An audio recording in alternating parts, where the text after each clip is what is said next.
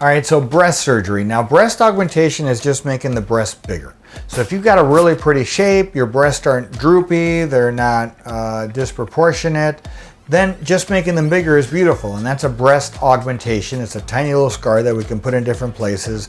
They can go underneath the breast, the areola, the armpit, even the belly button. If your breasts have drooped, lost a lot of volume, then an augmentation would just make that breast look bigger. It won't give it any kind of perkiness or prettiness. It'll just make whatever breast you've got bigger.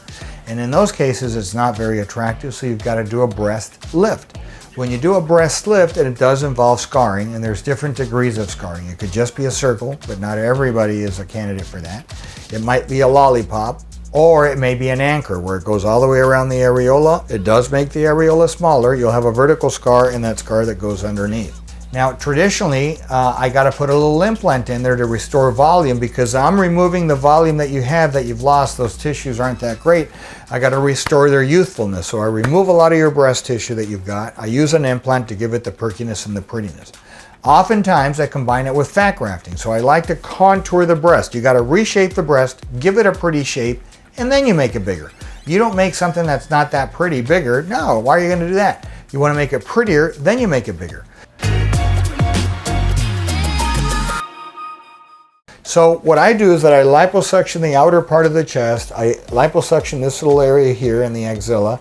I'll sometimes liposuction the back.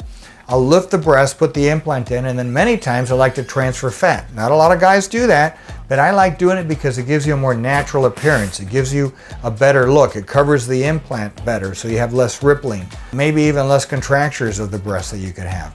So I love combining the lifting, implant, and fat grafting at the same time. Now, when you do a lift though, there are some concerns. Number one is that you could lose nipple sensation, you could lose the ability to breastfeed, you could lose discoloration of the nipple, and in some extreme cases, you could lose the entire nipple areolar complex. So we have to be really careful. Smokers, diabetics, obese people, very large breasts are at very high risk for those things. One cigarette smoke can cut your circulation down by 25% or more, so don't smoke at all. If we do have breasts that are quite large, sometimes I got to take that areolar complex off, do my work, and then put it back on. When you do that free nipple graft technique, you could lose for sure sensation, and you will lose the ability to breastfeed, and you could lose some color. You can always tattoo it and it looks really well.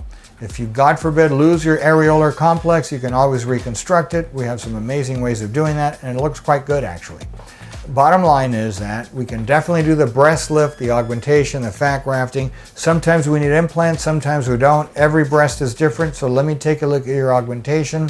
And then what will happen is that my coordinators will give you a call and give you my suggestions, and they'll answer every single question you've got. How does this work? How much is it? Where do I stay if you're from out of town?